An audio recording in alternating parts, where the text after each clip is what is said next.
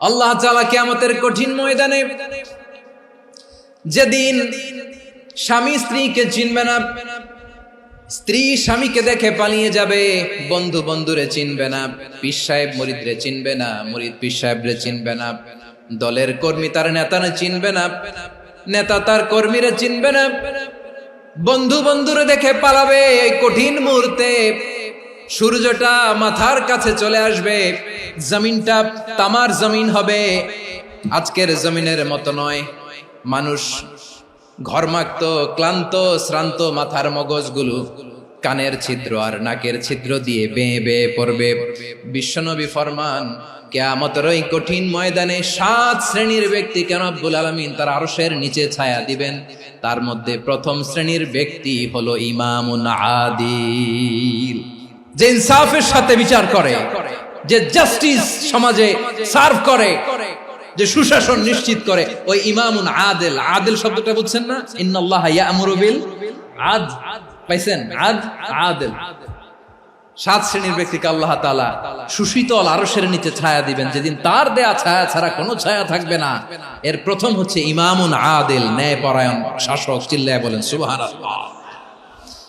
আবার বিশ্বনবী বললেন, ইন্নাল মুকসিতিনা ইনদাল্লাহি আলা মানাবিরা মিন নূর আন ইয়ামিনির রহমান। কিয়ামতের দিন যারা ন্যায় পরায়ণ হিসেবে আল্লাহর সামনে দাঁড়াবে, কিয়ামতের দিন রব্বুল আলামিন তার আরশের ডান দিকে ওই ন্যায় পরায়ণ লোকদের জন্য আরশের ডান দিকে একটা নূরের মিম্বারে তাদেরকে বসার সুযোগ করে দিবে। আল্লাহর আরশের ডান দিকে ন্যায় পরায়ণ লোকদের জন্য আল্লাহ তাআলা নূরের মিম্বার বানাবে। 4টে কেন কথা মনে করেছেন? আল আদাল, জাস্টিস। ইন্নাল্লাহা ইয়া'মুরু বিল আদল। আল্লাহ তাআলা এই আদালতের নির্দেশনা দেন, সুবিচার, সুশাসন। প্রিয় ভাইয়েরা, এটা আমরা বাংলাদেশে চাই কি চাই না?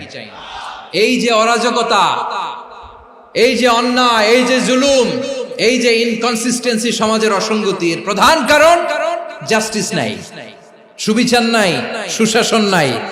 শেষবারের মতো আওয়াজ করে বলেন তো, আমরা বাংলাদেশে আদল চাই কি চাই না? তাহলে প্রথম নির্দেশনা শেষ। আল্লাহ তাআলা তোমাদেরকে আদলের আদেশ দেন। এরপরে আল্লাহ বললেন, আমি তোমাদেরকে ইহসানের আদেশ দেই। ইন্নাল্লাহা ইয়া'মুরু বিল আদলি ওয়াল ইহসান। আমি তোমাদেরকে যেমনি আদলের নির্দেশনা দেই, তেমনি ভাবে তোমাদেরকে ইহসানের নির্দেশনা দেই। ইহসান, আওয়াজ করে সবাই বলেন তো ইহসান। ইহসান মানে কারো প্রতি সফট হার্টেড হওয়া, মহানুভব হওয়া, অনুগ্রহ পরায়ণ হওয়া, অনুগ্রহশীল হওয়া, একে অপরের প্রতি দয়াদ্র হওয়া। একে অপরের প্রতি দয়াদ্র, অনুগ্রহশীল হওয়া ছাড়া মানবিক সমাজ কশিনকালেও গঠন করা সম্ভব না। প্রিয় ভাইরা, সুন্দর আচরণ দিয়ে, ইহসান দিয়ে যা জয় করা যায়, নরম আচরণ দিয়ে যেটা অর্জন করা যায়, কঠোরতা দিয়ে সেটা পারা যায় না। বিষ্ণু ঈসা ইসলাম ইহসান দিয়ে, কোমল আচরণ দিয়ে, তার অনুগ্রহ দিয়ে তিনি অনেক কাফিরের হৃদয়কে জয় করে ফেলেছেন। সাইয়েদনা সুমামা ইবনে উসাল রাদিয়াল্লাহু তাআলা আনহুর কথা মনে পড়ে যায়। তিনি ছিলেন ইয়ামামার বাদশা। মদিনাতে বিশ্বনবীকে হত্যা করার নিয়তে এসেছিলেন। গোপনে গোপনে বিশ্বনবীকে হত্যা করে আবার ইয়ামামাতে তিনি ফিরে যাবেন। কিন্তু কি অবাক করা কাণ্ড, হত্যা করতে পারে নাই, সাহাবাদের হাতে তিনি ধরা পড়ে গেলেন।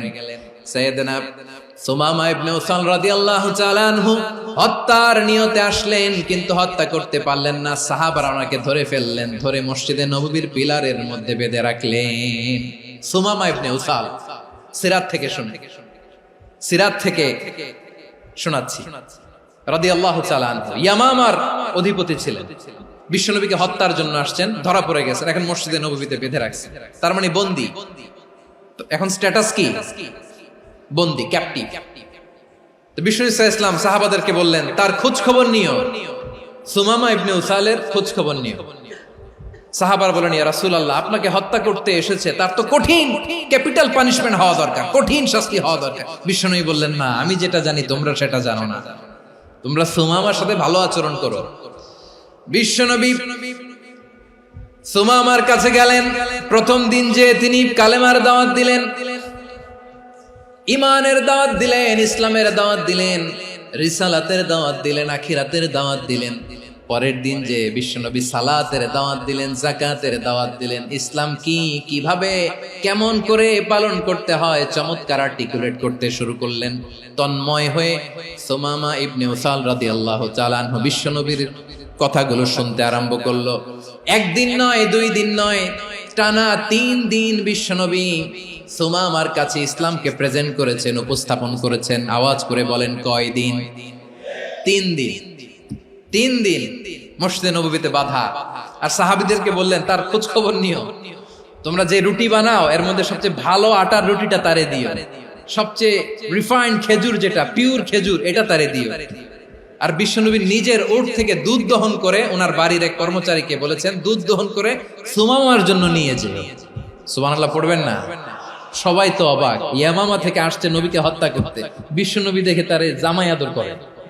একদিন নয়, 2 দিন নয়, টানা 3 দিন বিশ্বনবী এভাবে সুমামার কাছে যেয়ে ইসলামকে প্রেজেন্ট করতে আরম্ভ করলেন, ইসলামকে উপস্থাপন করতে শুরু করলেন। আর তাকে চমৎকার এন্টারটেইনমেন্ট, আপ্যায়ন দিতে আরম্ভ করলেন। টানা 3 দিন যখন ইসলামের দ্য বিউটিজ অফ ইসলাম, ইসলামের সুমহান বাণী, সৌন্দর্য তার কাছে উপস্থাপন শেষ, তাকে আপ্যায়ন শেষ, বিশ্বনবী বললেন সাহাবাদেরকে, যাও এবার সুমামার হাতের পায়ের রশি দুটো খুলে দাও। সাহাবারা তর্ক জুড়ে দিলেন, লা ইয়া রাসূলুল্লাহ, এমনটা করবেন না, তো ভয়ঙ্কর ভয়ঙ্কর খুনি, কি জানি কি হয়ে যায়। বিশ্বনবী বললেন, না, তার হাতে পায়ের রশিগুলো খুলে দাও। সাহাবারা বিশ্বনবীর কথা মতো তার হাতে পায়ের রশিগুলো খুলে দিল। সুমামা মুহূর্তের মধ্যে মসজিদে নববী থেকে বের হয়, ইয়ামামায় ফিরে না যে মসজিদে নববীর পাশে একটা খেজুর বাগান ছিল, সেখানে চলে গেলেন। সেখানে একটা ছোট্ট কুয়া ছিল, কুয়ার পানি দিয়ে তিনি গোসল করলেন। সুবহানাল্লাহ পড়েন। কুয়ার পানি দিয়ে গোসল করে মসজিদে নববীর সামনে এসে বিশ্বনবী এবং সাহাবাদের সামনে দাঁড়িয়ে সাব্বাবা উঁচু করে বললেন, আশহাদু আল্লা ইলাহা ইল্লাল্লাহ ওয়া আশহাদু আন্না মুহাম্মাদান আবদুহু ওয়া রাসূলুহু। আমি সাক্ষ্য দিচ্ছি আল্লাহ ছাড়া কোনো ইলাহ নাই, আর মুহাম্মদ আল্লাহ তাআলার প্রেরিত বান্দা এবং রাসূল। প্রিয় ভাইয়েরা, ইহসান দিয়ে যা জয় করা যায়, কঠোরতা দিয়ে সেটা কঠিনকালেও জয় করা যায় না। আওয়াজ করে বলেন, ঠিক কি না? এবার সুমামা দাঁড়িয়ে বলে, ওগো নবী, আমি তো কালিমা পড়ে মুসলমান হয়ে গেলাম, এবার শোনেন, এই মুহূর্তের আগে আপনার চেহারার চাইতে নিকৃষ্ট কোনো চেহারা আমার কাছে ছিল না, কিন্তু শাহাদা পাঠ করার পরে আপনার চেহারার চাইতে উত্তম শ্রেষ্ঠ কোনো চেহারা আমার কাছে আর নাই। ও নবী, আজকের দিনের আগে ইসলাম ধর্মের চেয়ে নিকৃষ্ট অপছন্দনীয় কোনো ধর্ম আমার কাছে ছিল না, কিন্তু এই মুহূর্ত থেকে ইসলামের চেয়ে সেরা শ্রেষ্ঠ পছন্দনীয় কোনো ধর্ম আমার কাছে নাই। নবী গো, আজকের দিনের আগে মদিনার চাইতে অপছন্দনীয় নিকৃষ্ট কোনো শহর আমার কাছে ছিল না, কিন্তু এই মুহূর্তের পর থেকে মদিনার চাইতে কোনো শ্রেষ্ঠ শহর আমার জানা নাই। সে ছিল গমের বড় ডিলার, গম বেচত। কি বেচত? তার গম কিনে মক্কার লোকেরা রুটি খাইতো। সে ঘোষণা দিল, আজকে থেকে মক্কাবাসীদের জন্য সব গম আমি হারাম করে দিলাম, মক্কাবাসী এখন না খেয়ে মরে। সুবহানাল্লাহ পড়বেন না? মক্কাবাসী বিশ্বনবীর কাছে আসলেন, এসে বললেন, মুহাম্মদ, আমরা তো তোমার ভাই, তোমার চাচা, তোমার ভাতিজা, তোমার আত্মীয়, তুমি সুমামারে বলো সে যেন আবার গমের সাপ্লাই মক্কার জন্য অনুমতি দিয়ে দেয়। বিশ্বনবীর অনুমতি ক্রমে সুমামা আবার মক্কাতে গম পাঠাতে শুরু করলো। পড়েন সুবহানাল্লাহ। ইহসান, ইহসান দিয়ে আপনি যেটা জয় করতে পারবেন, you can win the heart of your enemies. ইহসান দিয়ে আপনি আপনার শত্রুর হৃদয়কে জয় করতে পারবেন। এজন্য আল্লাহ বললেন, ওয়া আনফিকু ফি সাবিলিল্লাহি ওয়া লা তুলকু বিআইদিকুম ইলাত তাহলুকা ওয়া আহসিনু ইন্নাল্লাহা ইউহিব্বুল মুহসিনিন। তোমরা আল্লাহর রাস্তায় দান করবে আর নিজেরা নিজেদেরকে ধ্বংসের হাতে ঠেলে দিও না। তোমরা একে অপরের প্রতি ইহসান করবে, কারণ ইহসানকারীদেরকে আল্লাহ বড্ড ভালোবাসেন। সুবহানাল্লাহ পড়েন। আবার সূরা রহমানে আল্লাহ বললেন, হাল জাযাউল ইহসানি ইল্লাল ইহসান ফাবিআইয়ি আলা, সবাই পড়েন, ফাবিআইয়ি আলাই রাব্বিকুমা তুকাযযিবান। ইহসানের প্রতিদান হিসেবে ইহসানি হয়। বিশ্বনবী সুমামার প্রতি যেমন ইহসান করেছেন, সুমামাও ঠিক তেমন ইহসান ফিরিয়ে দিয়েছে। ঠিক কিনা বলেন? তাহলে এক নম্বরে হচ্ছে আদ, ন্যায় বিচার। দুই নম্বরে সবাই বলেন ইহসান, সদাচরণ। ইহসান দুই ধরনের প্রিয় ভাইরা, ইহসান ফিল ইবাদা, ইহসান ফিল মুআমালা। ইহসান ফিল ইবাদা হচ্ছে একাগ্র অনুভবে ইবাদতে ডুব দেওয়া, এর নাম ইবাদতের ইহসান। সুবহানাল্লাহ পড়ুন। বিশ্বনবী বলেন ইহসান মানে কি জানো নাকি? হাদিসে জিবরিলে সাইয়েদনা জিবরিল আলাইহিস সালাম বিশ্বনবীকে বললেন আখবিরনি আনিল ইহসান। নবী আমাদেরকে বলেন ইহসান মানে কি? বিশ্বনবী বললেন আনতা আবুদাল্লাহা কাআন্নাকা তারাহু ফাইন লাম তাকুন তারাহু ফাইন্নাহু ইয়ারাক। ইহসান মানে হলো এমন ভাবে তুমি আল্লাহর সামনে নিজেকে উজাড় করে ইবাদত করবে, তুমি ভাববে তুমি আল্লাহকে দেখতে পাচ্ছ। আর এটা যদি ভাবা তোমার জন্য কঠিন হয়ে যায়, অন্তত এতটুকু তুমি ভাববা যে আল্লাহ তোমাকে দেখতে পাচ্ছেন। ঠিক কিনা বলেন? ও আমার বীর চট্টলার ভাইয়েরা, কেউ যেটা দেখে না সেটা দেখে কে? এই বিশ্বাস হৃদয়ের মধ্যে আছে? নামাজে যখন দাঁড়ান এই ফিলিংসটা আনা যাবে? এসা পর্যন্ত যে আমরা হায়াত পাবো কোনো গ্যারান্টি আছে? সবাই আওয়াজ করে বলেন গ্যারান্টি আছে? গ্যারান্টি নাই। এজন্য বিষ্ণু ইসলাম বলেছে এমন ভাবে নামাজে দাঁড়াও, ইবাদত করো, মনে করো হতে পারে এটাই আমার জীবনের শেষ নামাজ। পারফর্ম দ্য সালাহ as if this is your last and final prayer. এমন ভাবে সালাতে দাঁড়াও, ভাবো হতে পারে এটাই তোমার জীবনের শেষ নামাজ। এমন ভাবে নামাজে দাঁড়াও, ভাবো এটাই শেষ নামাজ। তাহলে নামাজে একাগ্রতা বাড়ায় দিবে কে? ফলে ইবাদতের ইহসান আমাদের অর্জিত হবে। আর মুআমালাতে ইহসান হলো, বিশ্বনবী বলেন ইন্নাল্লাহা তাবারাকা ওয়া তাআলা কাতাবাল ইহসানা আলা কুল্লি শাই ফাইযা কাতালতুম ফাআহসিনুল কিতলা ওয়া ইযা যাবাহতুম ফাআহসিনুয যাবহা ওয়ালিয়ুহিদ্দা আহাদুকুম শাফরাতাহু ওয়ালিয়ুরিহ যাবিহাতাহু। ইহসান দুই ধরনের, আওয়াজ করে বলতে হবে কয় ধরনের? একটা হচ্ছে ইহসান ফিল ইবাদা, ইবাদতে ইহসান। ইবাদতে ইহসান কি? একাগ্র অনুভব দিয়ে ইবাদত করা, মন প্রাণ দিয়ে ইবাদত করা। আর মুআমালাতে ইহসান কি? সব কাজে, দৈনন্দিন কাজে, কর্মে, সামাজিক অ্যাক্টিভিটিতে কোমলতা প্রদর্শন করা, অনুগ্রহের সাথে সবকিছু করা। আল্লাহ তাআলা ইন্নাল্লাহা তাবারাকা ওয়া তাআলা কাতাবাল ইহসানা আলা কুল্লি শাই, তিনি সবকিছুর ব্যাপারে ইহসানকে আবশ্যক করেছেন। সবকিছু, মুমিনের সব কাজে ইহসানের পরশ থাকবে। ওয়া ইযা কাতালতুম ফাহসিনুল কিতলা, বিষ্ণুই বলেন তুমি যখন কাউকে হত্যা করো ইহসানের সাথে করো। সুবহানাল্লাহ পড়বেন না? যখন হত্যা করো তখনও ইহসানের সাথে। আচ্ছা হত্যা করবো আবার ইহসান আসবে করতে করে তো মেরেই ফেলবো আমি। আল্লাহ, ও ভাই একজন খুন করেছে, খুনি, রাষ্ট্রীয় আইনে তার শাস্তি হয়েছে ডেথ পেনাল্টি, মৃত্যুদণ্ড। এখন মৃত্যুদণ্ড দেখে আপনি যেমনি মন চায় তেমনি মারবেন লোকটারে? ওর নাক কেটে ফেলতে পারবেন? ওর কান কাটতে পারবেন? ওর চোখ উপড়ে ফেলতে পারবেন আপনি? যেমন মন চায় তার অঙ্গহানি করা যাবে না। ইহসানের সাথে তাকে হত্যা করো। সুবহানাল্লাহ, this is Islam, this is the true essence of Islam. ওয়া ইযা যাবাহতুম ফাহসিনুয যাবহা, যখন জবাই করবে তখনও ইহসানের সাথে জবাই করবে। করব জবাই, ওইখানেও নাকি ইহসান। আচ্ছা কুরবানির দিন আমরা পশুগুলোরে কি করি বলেন সবাই আওয়াজ করে?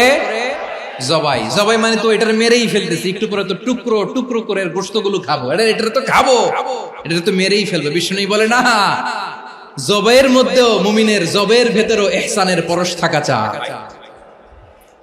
যখন জবাই করবে প্রাণীটাকে হাত পা টাইট করে বেঁধে নাও, ছুরিটাকে শার্পেন করে নাও, ধারালো করে নাও, যাতে অল্প সময়ে জবাইটা হয়ে যায়, প্রাণীটা যাতে কম কষ্ট পায়। সুবহানাল্লাহ পড়ে।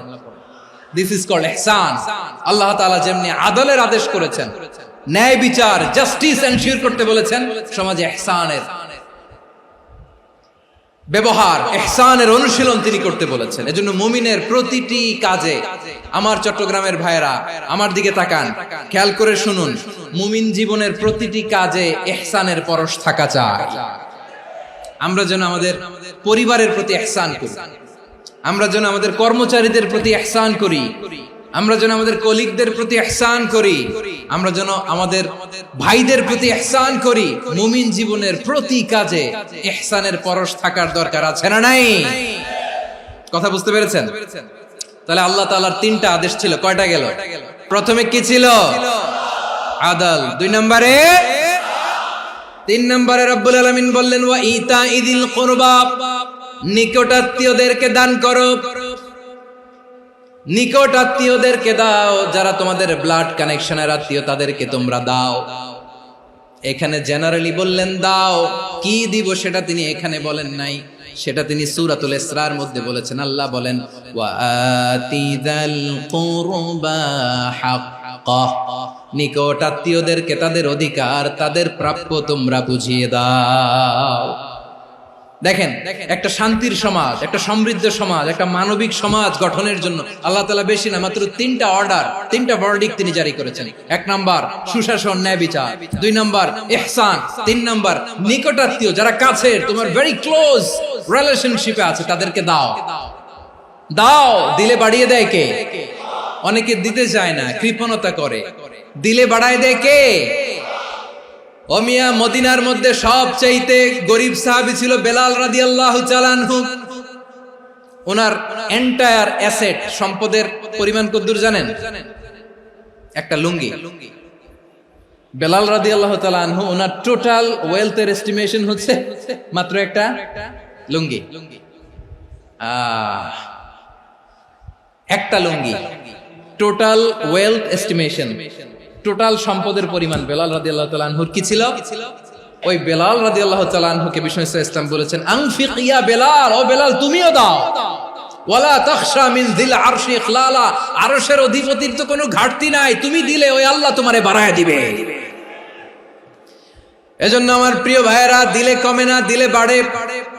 অনেকে ধরে রাখে, নতুন কিছু নিতে পারে না, হাত দিয়ে যেটা ধরে রেখেছেন এটা দিয়ে দেন, বড় একটা ধরার সুযোগ পাবেন। জোরে বলেন ঠিক কিনা? রব্বুল আলামিন বললেন ৩ নাম্বার আদেশ হলো তোমাদের প্রতি, সমাজটারে কেমন করে মানবিক সমাজ, সুন্দর সমাজ গড়বা। ৩ নাম্বার আদেশ হলো ওয়া আতিযাল কুরবা হাক্কা, নিকটাত্মীয়দেরকে তাদের প্রাপ্য বুঝিয়ে দাও। এই নিকটাত্মীয়দেরকে তাদের অধিকার বুঝিয়ে দেওয়া, প্রাপ্য বুঝিয়ে দেওয়াতে আমাদের গাফলতি আছে না নাই? অনেকে দেখবেন অনেক আল্লাহওয়ালা, তাহাজ্জুদ গুজার, সেজদা দিতে দিতে কপালে কালো দাগ ফেলে দিছে, সে তার বোনের হকটা আদায় করে নাই, আছে না নাই? অনেক বড় হাজী সাহেব, বিশাল লম্বা দাড়ি, ছেলেরে সব দিয়ে দিছে, মেয়েরে কিছু দেয় নাই, মেয়ের হক আদায় করে নাই, আছে না নাই? এই হাজী সাহেবেরা, এই আল্লাহওয়ালারা কিয়ামতের ময়দানে আটকে যাবে। আপনি অন্যের অধিকার নষ্ট করেছেন, তাদের রাইটস কে ভায়োলেট করেছেন। এজন্য আল্লাহ তাআলা বলেন, কারো অধিকার যদি কেউ নষ্ট করে, ওই সমাজটা মানবিক সমাজ কঠিনকালেও হতে পারে না। এজন্য ৩ নম্বর আল্লাহ বললেন ওয়া ইতাইদিল কুরবা, নিকটাত্মীয়দেরকে দাও। কি দিবা? তাদের অধিকার দিয়ে দাও। বোনের অধিকার বুঝিয়ে দাও, মেয়ের অধিকার বুঝিয়ে দাও, ফুফুর অধিকার বুঝিয়ে দাও। দেখবেন অনেক মায়েরা ছেলের পাতে মুরগির রান দেয়, মেয়ের পাতে দেয় মুরগির ঠ্যাং। তো মেয়ের কি মুরগির রান খেতে মনে চায় না? মনে চায় না? এমনটা করা যাবে না। নিকটাত্মীয়দেরকে অধিকার দিয়ে দাও, নিকটাত্মীয়ের সাথে সুসম্পর্ক রাখো। আদেশটা কার? এজন্য প্রিয় ভাইয়েরা, জীবনে যদি বারাকা অর্জন করতে চান, নিকটাত্মীয়দের সাথে সুসম্পর্ক রাখতে হবে, তাদের জন্য উপহার পাঠাতে হবে। বিশ্বনবী বলেন লা ইয়াদখুলুল জান্নাতা কাতে, যে ব্যক্তি আত্মীয়তার সম্পর্ককে ছিন্ন করে দেয়, সে কঠিন কালেও আল্লাহর জান্নাতে ঢুকবে না। আপনি কি এটারে সহজ হাদিস মনে করছেন? এটা সহজ কথা? আপনি ভাবছেন আপনার নামাজ আপনারে বাঁচাতে পারবে, আপনার রোজা বাঁচাতে পারবে, আপনার তাহাজ্জুদ আপনারে বাঁচাতে পারবে? অধিকার নষ্ট করলে কিছুই আপনারে বাঁচাতে পারবে না। এজন্য নিকট আত্মীয়দেরকে দিতে হবে বেশি বেশি। বিশ্বনবী বলেন ইন্না সাদাকাতা আলাল মিসকিনি সাদাকা ওয়া আলা যির রাহিমি ইসনাতান সাদাকাতুন ওয়া সিলা। মিসকিনরে দান করলে শুধু দানের সওয়াব হয়, নিকট আত্মীয়কে দান করলে দুইটার সওয়াব হয়, সাদাকার সওয়াব হয়, আবার আত্মীয়তার বন্ধন অটুট রাখার সওয়াব হয়ে যায়। আবার বিশ্বনবী বললেন মান সাররাহু আইয়ুবসাতা লাহু ফি রিজকিহি ওয়া ইনসালাহু ফি আসারিহি ফালইয়াসিল রাহিমা। যে ব্যক্তি তার রিজিকের প্রশস্ততা চায় আর হায়াতে বরকত চায়, সে যেন তার আত্মীয়ের সাথে সুসম্পর্ক রাখে। আমার প্রিয় চট্টলার ভাইয়েরা, আমাদের রিজিক বাড়ুক, এটা আমরা চাই কি চাই না? সবাই চান? হ্যাঁ, আমাদের রিজিকে প্রশস্ততা আসুক, চাই কি চাই না? আমাদের হায়াতে বরকত আসুক, আমরা চাই কি চাই না? এই দুইটা যদি চান তাহলে নিকটাত্মীয়দের সাথে সুসম্পর্ক রাখবেন। পারবেন? তাহলে সমাজটারে মানবিক সমাজ বানায় দিবে কে? তিনটা আদেশ চলে গেল। 1 নম্বরে কি ছিল? 2 নম্বরে, 3 নম্বরে নিকটাত্মীয়দেরকে দান। আল্লাহ তাআলা তিনটা জিনিসের যেমনি আদেশ করেছেন, অনুরূপভাবে তিনটা বিষয় তিনি বারণ করেছেন, নিষেধ করেছেন। ওগুলোর কাছেও যাওয়া যাবে। রাব্বুল আলামিন বলেন, ওয়ায়ানহা আনিল ফাহশাই ওয়াল মুনকারি ওয়াল বাগি। আমি যেমনি তিনটি বিষয়ে আদেশ করলাম, অনুরূপভাবে তিনটি বিষয়ে বারণ করলাম, নিষেধ করলাম। আমার 1 নাম্বার নিষেধাজ্ঞা হলো অশ্লীলতার প্রতি। ফাহশা, ওয়ায়ানহা আনিল ফাহশা, আল্লাহ তাআলা অশ্লীলতাকে নিষেধ করেছেন। কোন জিনিসকে? সবাই বলুন, কোন জিনিসকে? যত ধরনের, যত টাইপের, যত ক্যাটাগরির অশ্লীলতা হতে পারে সব অশ্লীলতাকে হারাম করেছেন কে? ফাহশা মানে কি? কথায়, কাজে, আচরণে, কমেন্ট, ফেসবুকের কমেন্টসে যত ধরনের নোংরামো আছে, যত ধরনের অশ্লীলতা আছে, এটাকে আরবিতে বলে ফাহশা। রাব্বুল আলামিন বলেন, কুল ইন্নামা حرم ربي الفواحش ما ظهر منها وما بطن। ও নবী, আপনি বলে দেন, আমার রব প্রকাশ্য, অপ্রকাশ্য, স্পষ্ট কিংবা অস্পষ্ট, দৃশ্যমান কিংবা অদৃশ্যমান সব অশ্লীলতাকে হারাম করেছেন। সব ধরনের অশ্লীলতা হারাম। আল্লাহ তাআলা আমাদেরকে অশ্লীলতা থেকে বাঁচান। এবার বলেন, আমাদের সমাজে অশ্লীলতা আছে না নাই? অশ্লীলতা নানা ভাবে, নানা নামে, নানা মোড়কে আমাদের সমাজে আছে না নাই? সংস্কৃতির নামে, ফ্যাশনের নামে, বিনোদনের নামে, উপন্যাসের নামে, কনসার্টের নামে অশ্লীলতা আছে না নাই? আপনি দেখেছেন কনসার্টগুলোর অবস্থা? আমাদের তরুণ তরুণীরা, আমাদের যুবক যুবতীরা, আমাদের জেনজিরা, কি অবস্থা ওইখানে? কনসার্টের নামে অশ্লীলতা আছে না নাই? ছেলে মেয়ে একে অপরকে জড়ায় ধরতেছে, একে অপরকে চুমু খাচ্ছে, প্রকাশ্যে, দিবালোকে, গণমানুষের সামনে। আল্লাহ তাআলা এই অশ্লীলতা থেকে আমাদেরকে বেঁচে থাকতে বলেছেন। রূপালী জগতের নামে অশ্লীলতা আছে না নাই? এই টার্মটা আপনারা জানেন না? রূপালী জগৎ কি জগৎ? আসলে কি রূপালী জগৎ না অন্ধকার জগৎ? আমার বোনেরা, আপনাদেরকে যে কি বলে তারা বুঝায়, রূপালী জগৎ শুনেই আপনি ভরকে যাবেন না। রূপালী জগতে যে নারী যত বেশি উলঙ্গ, সে নাকি তত বেশি সাহসী। জানেন? বলে এটা একটা সাহসী নারী, খুব সাহসী পদক্ষেপ তার। যত বেশি শরীর থেকে কাপড় নামাতে পারবে, যত বেশি বস্ত্রহীন হয়ে নিজেকে প্রেজেন্ট করতে পারবে, সে নাকি তত বেশি সাহসী। আমার চট্টলার ভাইয়েরা, শয়তানের প্রথমে এজেন্ডা ছিল বনি আদমকে বস্ত্রহীন করা। সে আদম এবং হাওয়া আলাইহিস সালামকে নিষিদ্ধ গাছের ফল খাইয়ে তাদেরকে বস্ত্রহীন করেছে। এই জামিনেও সে আমাদেরকে বস্ত্রহীন করতে চাইবে। এই রূপালী জগতের নামে তারা এটা করে। আমার প্রিয় বোনেরা, আপনি জানেন না আপনার দাম কত। ওরা আপনাদেরকে বিজ্ঞাপনের সস্তা পণ্য বানাতে চায়। ওরা আপনাদেরকে ওদের ভোগের লিপসার টুলস বানাতে চায়। ওরা আপনাদেরকে দিয়ে ওদের খায়েশ পূরণ করতে চায়। এটা আপনাদের জন্য মোটেও ডিগনিটি নয়, এটা আপনাদের জন্য সম্মান নয়। আপনার সম্মান শালীনতায়, আপনার সম্মান হেজাবে, আপনার সম্মান ভদ্রতায়, আপনার সম্মান আপনার ডিসেন্ট পোশাকে। পোশাক বলে দেয় এই নারীটা ভদ্র না অভদ্র। পোশাক বলে দেয় এই মেয়েটা কোন ঘরের মেয়ে। আপনি জানেন না, আপনারা সস্তা পণ্য বানায়, ভোগের পণ্য, বিলবোর্ডে আপনাকে উলঙ্গ করে উপস্থাপন করে। এই অশ্লীলতার সাথে ইসলামের কোনো সম্পর্ক। এজন্য আল্লাহ বলেন, আমি অশ্লীলতাকে হারাম করেছি। অশ্লীলতাকে হারাম করার প্রথম কারণ হলো এর মাধ্যমে মানবতাকে অপমানিত করা হয়। কারণ মানুষের সম্মান মানুষের পোশাকে। মানুষ যখন পোশাকহীন হয়ে যায়, বস্ত্রহীন হয়ে যায়, তার সম্মান কমে যায়। ঠিক কিনা? অশ্লীলতাকে হারাম করার প্রথম কারণ হচ্ছে মানুষ মানুষকে অপমান করে। একটা নারী, সে তো সম্মানিত, নারী যে কত সম্মানিত নারীরা এটা বুঝেই নাই। বিশ্বনবী বলেন আদ-দুনিয়া কুল্লুহা মাতা ওয়া খায়রু মাতা'আদ দুনিয়া আল মারআতুস সালিহা। আমার বোনেরা, 5টা প্যান্ডেলে আপনারা এলইডিতে আমার আলোচনা শুনছেন, আমি জানি। আপনাদের এই গর্ভ যে কত দামি আপনি জানেন না। আপনার পেট থেকেই আসবে আগামী দিনের সালাহুদ্দিন আল আইয়ুবী। আপনার পেট থেকেই আসবে অনাগত দিনের ইমাম মাহদী আল মুনতাযর। আপনার পেট থেকেই আসবে অনাগত দিনের ফয়সাল, ওয়াসিম, মুগ্ধ, আবু সাইদের মতো বীর যোদ্ধা। আমার প্রিয় বোনেরা, আমার প্রিয় বোনেরা, বিশ্বনবীর কথার ওজন খেয়াল করেন। আদ-দুনিয়া কুল্লুহা মাতা ওয়া খায়রু মাতা'আদ দুনিয়া আল মারআতুস সালিহা।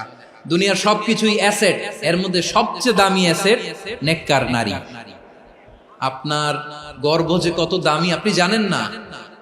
নিজের সময়টাকে কাজে লাগান, কোরআন পড়েন, সুন্নাহ পড়েন। আপনার অনেক দায়িত্ব ঘরে। You are the MD of your family. একটা family it's a very big institution. পরিবার একটা অনেক বড় প্রতিষ্ঠান। And you are the MD of your institution. আপনি এই পরিবারের MD, managing director of your family. এখানে আপনার কত দায়িত্ব।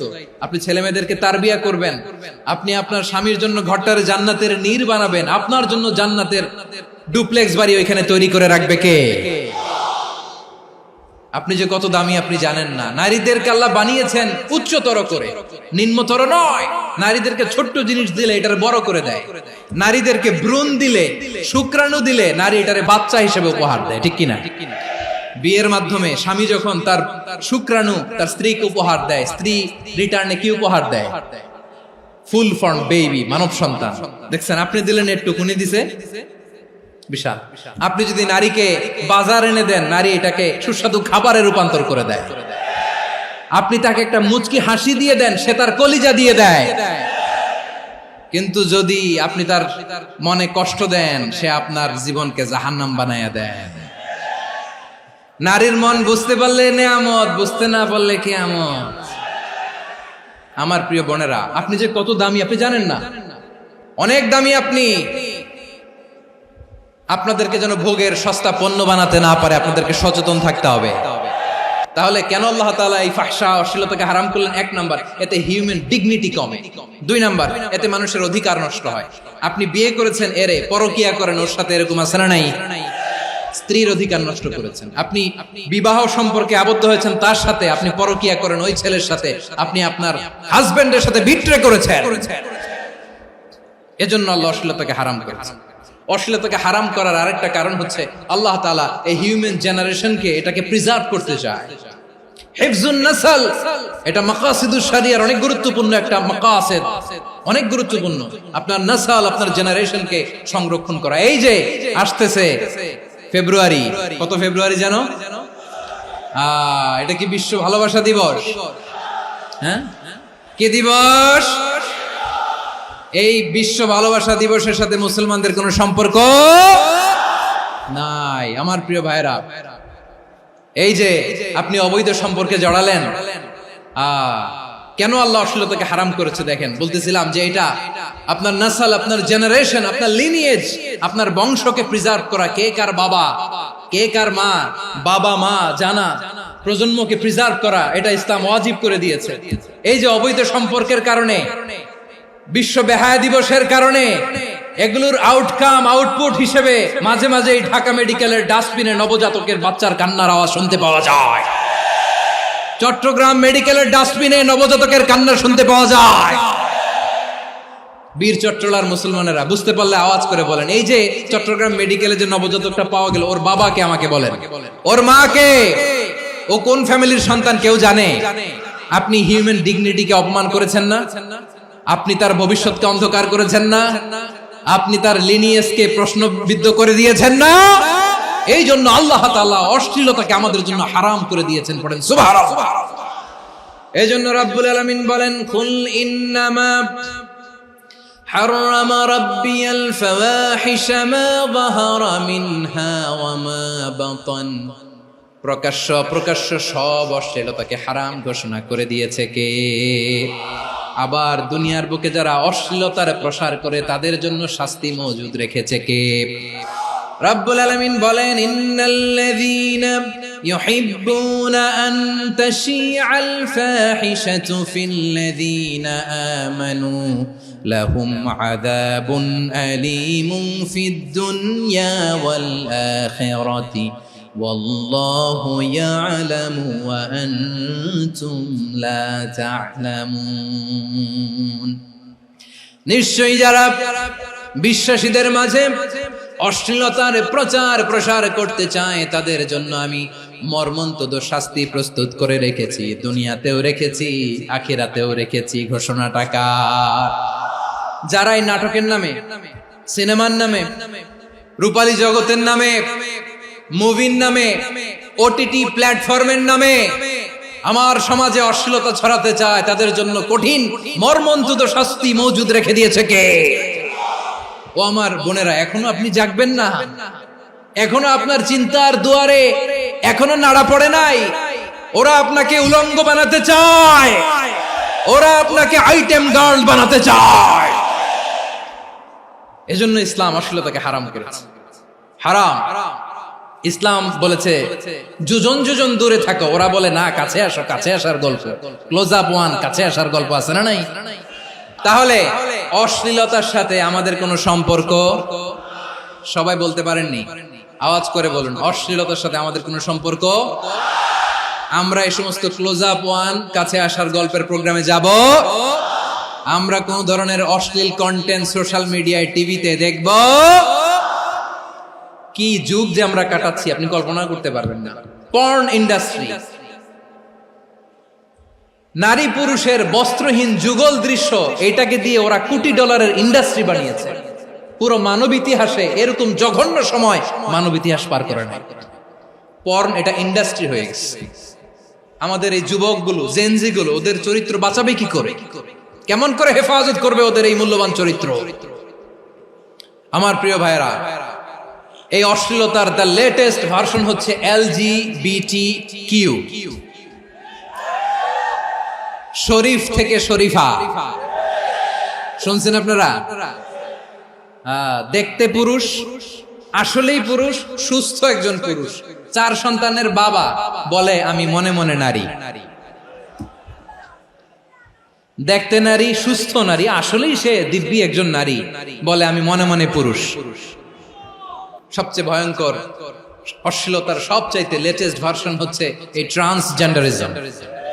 সুস্থ পুরুষ তার বায়োলজিক্যাল গ্রোথকে হরমোন দিয়ে স্টপ করে দিয়ে সে সার্জারি করে নারী হতে চায়, সুস্থ নারী পুরুষ হতে চায়। পুরুষ পুরুষের প্রতি সেক্সুয়ালি আকর্ষণ বোধ করে, এটা লূত আলাইহিস সালামের কওমের মধ্যে ছিল। এটাকে আল্লাহ কোরআনে ফাহিশা বলেছেন। ওয়ালুতান ইয قال لقومه أتأتون الفاحشة ما سبقكم بها من أحد من العالمين। লূত আলাইহিস সালাম বললেন, তোমরা কি এমন এক অশ্লীল কার্যক্রমে ডুব দিলে নাকি যেটা গোটা বিশ্বের কেউ কখনো করে নাই, তোমরাই প্রথম করেছো? পড়েন নাউযুবিল্লাহ। এই পশ্চিমের এই রোগ আমার দেশে যেন আসতে না পারে, আমাদের সজাগ থাকতে হবে। প্রিয় ভাইরা, চিল্লায় বলেন ঠিক কি না? পশ্চিমের অবস্থা ভয়ঙ্কর। পাশ্চাত্যে, আমি যুক্তরাষ্ট্রে ছিলাম অনেকদিন, কয়েক মাস, বিভিন্ন স্টেটে ঘুরেছি। গার্ডিয়ানরা উদ্বিগ্ন, ছেলে মেয়েদেরকে, ছোট্ট ছেলে মেয়ে, ওদেরকে জিজ্ঞেস করে, তুমি how do you feel right now inside yourself? তুমি ভিতরে ভিতরে কেমন ফিল করো? তোমার কি ছেলে ছেলে লাগে না মেয়ে মেয়ে লাগে? আচ্ছা বলেন, এই ছোট্ট বাচ্চাটাও কি এগুলো জেন্ডার অ্যাসাইনমেন্ট বলতে এগুলো কিছু বুঝে? এইভাবে মিসগাইড করা হচ্ছে। কৌতূহল বশত ছোট্ট ছেলে যদি বলে আমার তো মেয়ে মেয়ে লাগে, তখন বলে যে না তুমি মেয়ে, ছেলে না। মা বাবা বাধা দিলে ওকে আলাদা গভর্নমেন্ট হাউসে নিয়ে যায়। ভয়ঙ্করতম অবস্থা। আমরা একটা সময় শুনতাম যে হুজুর আমার ছেলেটা খুব ভালো, হাফেজে কোরআন, আল্লাহওয়ালা। হুজুর আমার ছেলে দাড়ি রাখছে, আল্লাহওয়ালা। হুজুর আমার ছেলে 5 ওয়াক্ত সালাত জামাতের সাথে পড়ে, তার মানে আল্লাহওয়ালা। পশ্চিমে যে আমি কি শুনছি জানেন? ওরা বলে হুজুর আমার ছেলেটা ইউনিভার্সিটির একটা মেয়ের সাথে প্রেম করে, ও খুব আল্লাহওয়ালা, হুজুর দোয়া করবেন। এর কারণ ওদের কাছে আল্লাহওয়ালার ক্রাইটেরিয়া হচ্ছে হুজুর আমার ছেলেটা আরেক ছেলের পছন্দ করে নাই, আমার মেয়েটা আরেক মেয়েকে ভালোবাসে নাই, এজন্য আমার ছেলেটা আল্লাহওয়ালা, হুজুর ওর জন্য একটু দোয়া করে দিয়েন। কি চ্যালেঞ্জ ওরা ফেস করতেছে। ওনার ছেলে যে আরেক ছেলেরে বিয়ে করবে না, এটাতেই উনি খুশি যে আলহামদুলিল্লাহ আমার ছেলেটা একটা মেয়েরে ভালোবাসে, আমার মেয়েটা একটা ছেলেরে ভালোবাসে, মানে এটা খুব আল্লাহওয়ালা। নাউজুবিল্লাহ পড়তে পারলেন না? এজন্য অশ্লীলতার সাথে আমাদের কোন সম্পর্ক। রাব্বুল আলামিন বলেন ওয়ায়ানহা আনিল ফাহশাই ওয়াল মুনকারি ওয়াল বাগি, তিনটা জিনিসকে আমি নিষিদ্ধ করলাম। এক নাম্বার হলো ফাহশা, অশ্লীলতা। দুই নম্বরে হলো মুনকার, সমস্ত মন্দ কাজ। মুনকার মানে হচ্ছে যত মন্দ কাজ, খারাপ কাজ, বাজে কাজ, এটার বলে মুনকার। এটার কি বলে? আপনারা পড়ছেন না, তা'মুরুনা বিল মা'রুফি ওয়া তানহাউনা আনিল মুনকার। সৎ কাজের আদেশ, অসৎ কাজের নিষেধ। মুনকার, মুনকার হচ্ছে মানুষের স্বাভাবিক বিবেকবোধ যেটাকে খারাপ বলে, ওইটাই মুনকার। পৃথিবীর সব আসমানি গ্রন্থ যেটাকে খারাপ বলেছে, মানুষের স্বাভাবিক বিবেকবোধ যেটাকে খারাপ বলেছে, এগুলো সব মুনকার। যেমন ইফতিজিং, এটা কি ভালো না খারাপ? মজুদদারি, খাদ্যে ভেজাল দেওয়া, ওজনে কম দেওয়া, মাছে ফরমালিন মিশানো, চাঁদাবাজি, টেন্ডারবাজি, দখলবাজি, এগুলো আমাদের স্বাভাবিক বিবেকেই বলে এগুলো খারাপ, এগুলো হচ্ছে মুনকার। আল্লাহ তাআলা এই মুনকার থেকে আমাদেরকে বেঁচে থাকতে বলেন, আর শয়তান এই মুনকারের প্রতি আমাদেরকে উদ্বুদ্ধ করে। আল্লাহ তাআলা বললেন, ইয়া আইয়ুহাল্লাযীনা আমানু লা তাত্তাবিউ খুতুওয়াতিশ শাইতান ওয়া মান ইয়াত্তাবি' খুতুওয়াতিশ শাইতানি ফাইন্নাহু ইয়া'মুরু বিল ফাহশাই ওয়াল মুনকার। আল্লাহ বললেন, আমার গোলামেরা শোনো শোনো, ও আমার বিশ্বাসী বান্দারা খবরদার, তোমরা কশিনকালেও শয়তানের পদাঙ্ক অনুসরণ করবে না, কারণ শয়তান তোমাদেরকে অশ্লীলতা এবং মন্দ কাজের দিকে উদ্বুদ্ধ করে। আমাদের কাজ হচ্ছে শয়তান আমাদেরকে যেদিকে নিতে চায় আমরা তার উল্টা দিকে যাব। শয়তান এই মন্দ কাজকে আমাদের কাছে বিউটিফাই করে, চাকচিক্যময় করে আমাদের সামনে উপস্থাপন করে। এজন্য আল্লাহ বলেন মুনকারকে থামাতে হবে, মুনকার প্রতিরোধ করতে হবে। মুনকার প্রতিরোধের দায়িত্ব শুধু আমাদের নাকি? শুধু আপনার খতিব সাহেবের, ইমাম সাহেবের, নাকি মুসলিম উম্মার সবার? আওয়াজ করে বলুন, মুনকার অসৎ কাজ প্রতিরোধের দায়িত্ব কার? রাব্বুল আলামিন বলেন, কুনতুম খায়রা উম্মাতিন উখরিজাত লিন-নাসি তা'মুরুনা বিল মা'রুফি ওয়া তানহাউনা আনিল মুনকার। তোমাদেরকে শ্রেষ্ঠ জাতি করে জমিনের মধ্যে আবির্ভূত করা হয়েছে, যাতে করে তোমরা জমিনের ভেতরে সৎ কাজের আদেশ করতে পারো আর অসৎ কাজের নিষেধ করতে পারো। উম্মাহ, কুনতুম খায়রা, তাহলে গোটা উম্মার দায়িত্ব, এটা বুঝতে পারছেন তো? আচ্ছা, আরো নিচে আসেন। এরপরে আল্লাহ বললেন, শুধু উম্মাহ না, এই জমিনের রাজত্ব আমি যাদের হাতে দেই, এই জমিনের মালিক আমি যাদেরকে বানিয়ে দেই, যাদেরকে আমি সরকারের দায়িত্ব দেই, তাদেরকেও মুনকার প্রতিরোধের দায়িত্ব দিয়েছে কে? আল্লাহ বলেন, যারা ক্ষমতার মসনদে বসেছে তাদেরকে 4 দফা কর্মসূচি আমি আল্লাহ দিলাম। আওয়াজ করে বলেন, কয় দফা? আল্লাহ বলেন, আল্লাযীনা ইম্মাক্কান্নাহুম ফিল আরদি আকামুস সালাতা ওয়া আতাউয যাকাতা ওয়া আমারু বিল মা'রুফি ওয়া নাহাউ আনিল মুনকার ওয়ালিল্লাহি আকিবাতুল উমুর। যারা এই জমিনের উত্তরাধিকার হয়েছে তারা 4 দফা কর্মসূচি নিয়ে সামনে আগাবা। সালাত কায়েম করবা, যাকাত আদায় করবা, সৎ কাজের আদেশ দিবা, অসৎ কাজ থেকে মুনকার প্রতিরোধ করবা। আদেশটা কার? আমার প্রিয় চট্টলার ভাইরা, পুরো উম্মার দায়িত্ব মুনকার প্রতিরোধ করা, সরকার প্রধানের দায়িত্ব মুনকার প্রতিরোধ করা। এরপর আল্লাহ বলেন, প্রতিটা ফ্যামিলির যিনি প্রধান সিইও বাবা, প্রত্যেক বাবারও দায়িত্ব এই মুনকার প্রতিরোধ করা। আওয়াজ করে বলেন ঠিক কি না? যেমনটি সাইয়েদনা লুকমান আলাইহিস সালাম ওনার কলিজার টুকরা সন্তানকে আদেশ করেছেন, ইয়া বুনাইয়া আকিমিস সালাতা ওয়া'মুর বিল মা'রুফি ওয়ানহা আনিল মুনকার। পড়েন সুবহানাল্লাহ।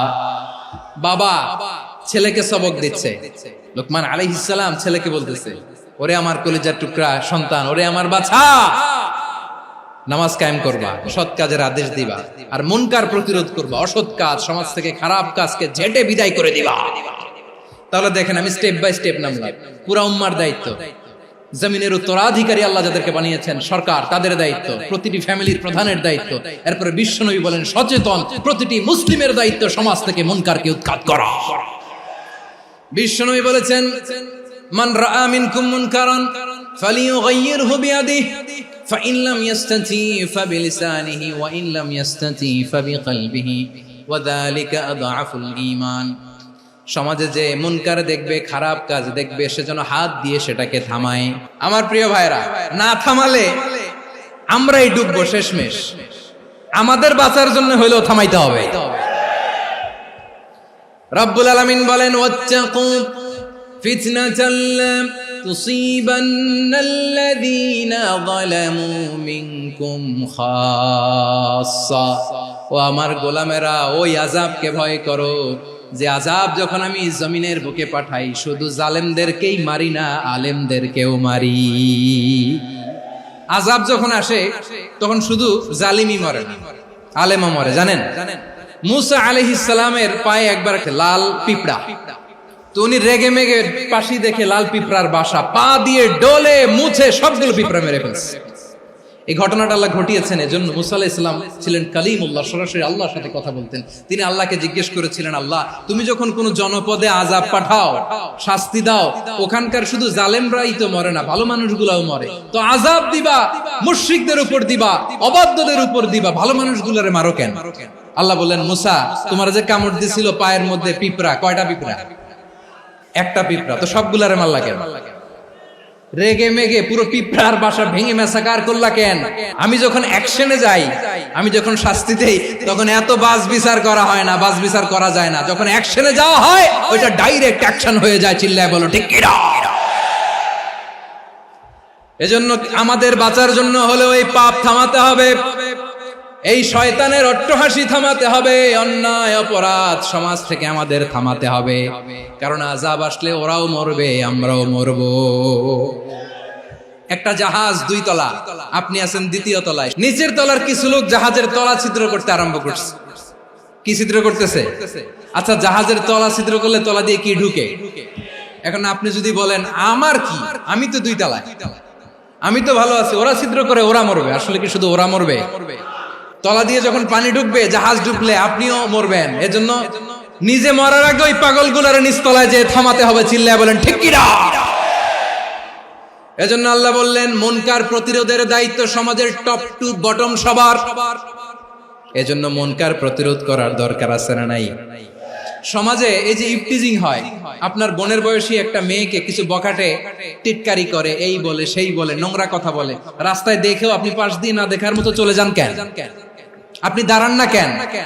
আপনি দাঁড়ালেই তো থেমে যাবে, কারণ সত্যের যে শক্তি তার সামনে মিথ্যা মুখ থুবড়ে পড়ে। আপনার সামনে ও কিছুই না, নাথিং। আপনি দাঁড়ান, ওকে প্রশ্ন করেন যে আমার বোনকে তুমি ডিস্টার্ব করো কেন? আপনাকে দেখে আরো 5 জন দাঁড়াবে, 5 জনকে দেখে আরো 10 জন দাঁড়াবে। আমাদের নীরবতা আর আমাদের নিশ্চুপ থাকাই জালিমদেরকে আরো শক্তিশালী জালিম বানিয়েছে। এজন্য মুনকার প্রতিরোধের দায়িত্ব আমাদের সবার। টেন্ডারবাজি, চাঁদাবাজি, দুর্নীতি, অপরাধ, দখলদারিত্ব, মজুদদারি, এগুলো সবকিছু একসাথে প্রতিরোধ করতে হবে। ঠিক কিনা বলেন? একটা মানবিক সমাজ যদি চাই, প্রতিরোধ করতে হবে। প্রিয় ভাইয়েরা, আল্লাহর শপথ নিয়ে বলি, এই নাসিহাত গুলো সবার জন্য, সব দলের জন্য, সব মতের মানুষের জন্য। আমরা কোনো দলের প্রতি মানুষকে ডাকি না, আমরা ডাকি ইসলামের দিকে। সব দলের, সব মতের, সব মানুষদেরকে আমরা আহ্বান জানাই, আসুন আমরা একটা সুন্দর সমাজ বিনির্মাণ করি। এই যে নতুন বাংলাদেশের এক সুযোগ এসেছে, আর জীবনে হয়তো আসবে না, সামনের 100 বছর এই সময় আসবে না। আসুন দেশটাকে আমরা সাজাই, আসুন আমরা দুর্নীতি বন্ধ করি, আসুন আমরা চাঁদাবাজি বন্ধ করি, আসুন আমরা দখলদারিত্ব বন্ধ করি, আসুন আমরা এক দল আরেক দলকে নিশ্চিহ্ন করার যে রাজনীতি, এটা বন্ধ করি। সব দলের প্রতি আমার আহ্বান, আমরা চাঁদাবাজ মুক্ত বাংলাদেশ চাই, জুলুম মুক্ত বাংলাদেশ চাই, ফ্যাসিজম মুক্ত বাংলাদেশ চাই, গুণ খুন খারাপি মুক্ত বাংলাদেশ চাই, আমরা নতুন ভোরের বাংলাদেশ চাই।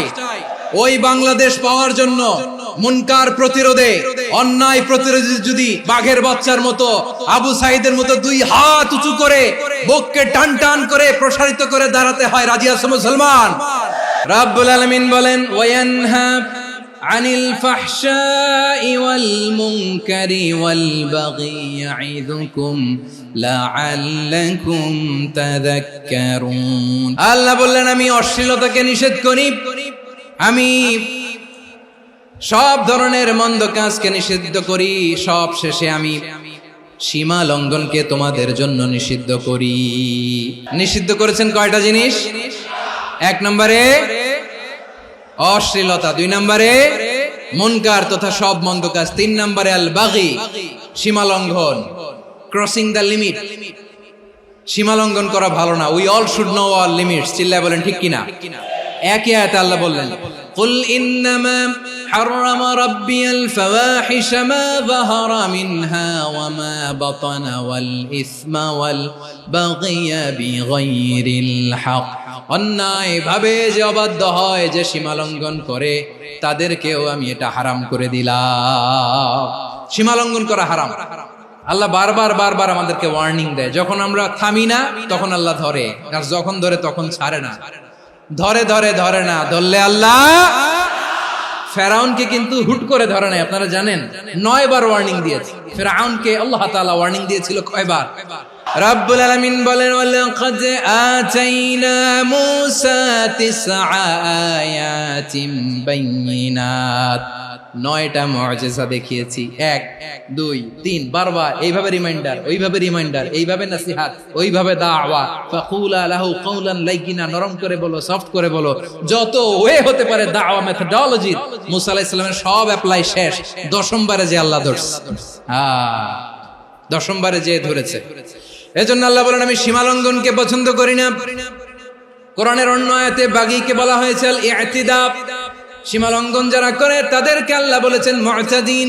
ওয়াকাতিলু ফি সাবিলিল্লাহিল্লাযীনা ইউকাতিলুনাকুম ওয়া লা তা'তাদু ইন্নাল্লাহা লা ইউহিব্বুল মুতাদিন। আমি সীমা লঙ্ঘনকারীদেরকে কোশ্চিনকালেও পছন্দ করি না। আমরা যেন সীমা লঙ্ঘন না করি, রাজি আছেন তো?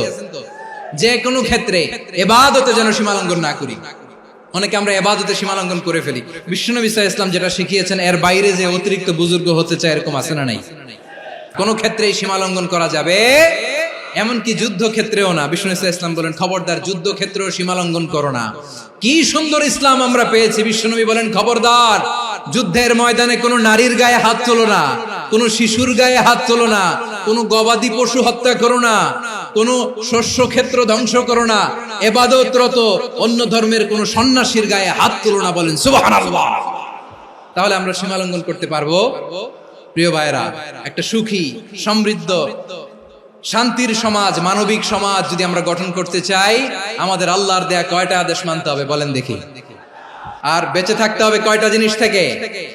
আল্লাহর আদেশ কি? 1 নাম্বার আদাল, ন্যায়পরায়ণতা। আমরা সুবিচার, সুশাসন, ন্যায় বিচার চাই কি চাই না? 2 নম্বরে কি ছিল? মাশাআল্লাহ, আমরা যেন সবার প্রতি দয়া পরবশ হই, ইহসান করি। 3 নম্বরে কি ছিল? নিকটাত্মীয়দের দান করা, তাদের অধিকার প্রাপ্য বুঝিয়ে দেওয়া। পাশাপাশি 3টা জিনিস থেকে আল্লাহ বারণ করেছেন, নিষেধ করেছেন। তার প্রথমটা ফাহশা, অশ্লীলতা। অশ্লীলতার সাথে আমাদের কোনো সম্পর্ক। 2 নম্বর নিষেধাজ্ঞা কি ছিল? আল মুনকার, সমাজের যত মন্দ কাজ এগুলোকে আমরা প্রতিরোধ করব। রাজি আছেন তো সবাই? 3 নম্বরে আল বাগী, সীমালঙ্ঘন। কোন মুসলিম সীমালঙ্ঘন করে না। রাব্বুল আলামিন শেষে বললেন ইয়াইদুকুম লাআল্লাকুম তাযাক্কারুন। আল্লাহ তোমাদেরকে উপদেশ দেন যাতে তোমরা শিক্ষা গ্রহণ করো। আমরা উপদেশ দেব, আমরা জোর করে কাউরে কিছু মানাতে চাই না। লা ইকরাহা ফিদ্দিন ওয়াযাক্কির ফাইন্না যিকরা তানফাউল মুমিনিন। উপদেশ দিলে এটা মুমিনদের কাজে দেয়। লাস্তা আলাইহিম বিমুসাইতির ইন্নামা আনতা মুযাক্কির। নবী হে, আপনি রিমাইন্ডার দাতা, আপনি উপদেশ দিবেন। আমরাও বিশ্বনবীর এই হাদিসগুলো থেকে, কোরআনের আয়াত থেকে রিমাইন্ডার, এই কথামালা, বাণী বাহক হিসেবে এই বাণীগুলো আপনাদের সাথে কাছে পৌঁছে দিলাম। আমরা আল্লাহ তাআলার কাছে প্রার্থনা করি, আল্লাহ আমরা যেন আদল দিয়ে আমাদের সমাজকে গঠন করতে পারি। আল্লাহ আমরা যেন ইহসান করতে পারি। আমরা যেন নিকটাত্মীয়দের দান করতে পারি। আল্লাহ যত ধরনের অশ্লীলতা, অনাচার, মন্দ কাজ, সীমালঙ্ঘন, অবাধ্যতা থেকে যেন আমরা বেঁচে থাকতে পারি। আল্লাহ তাআলা আমাদের সবাইকে কথাগুলো বুঝার ও আমল করার তৌফিক দান করুক। হাযা মা ইনদি ওয়াল ইলমু ইনদাল্লাহ আলাইহি তাওয়াক্কালতু ওয়া ইলাইহি উনীব। সুবহানাকাল্লাহুম্মা বিহামদিকা আশহাদু আল্লা ইলাহা ইল্লা আনতা আস্তাগফিরুকা ওয়া আতুবু ইলাইক।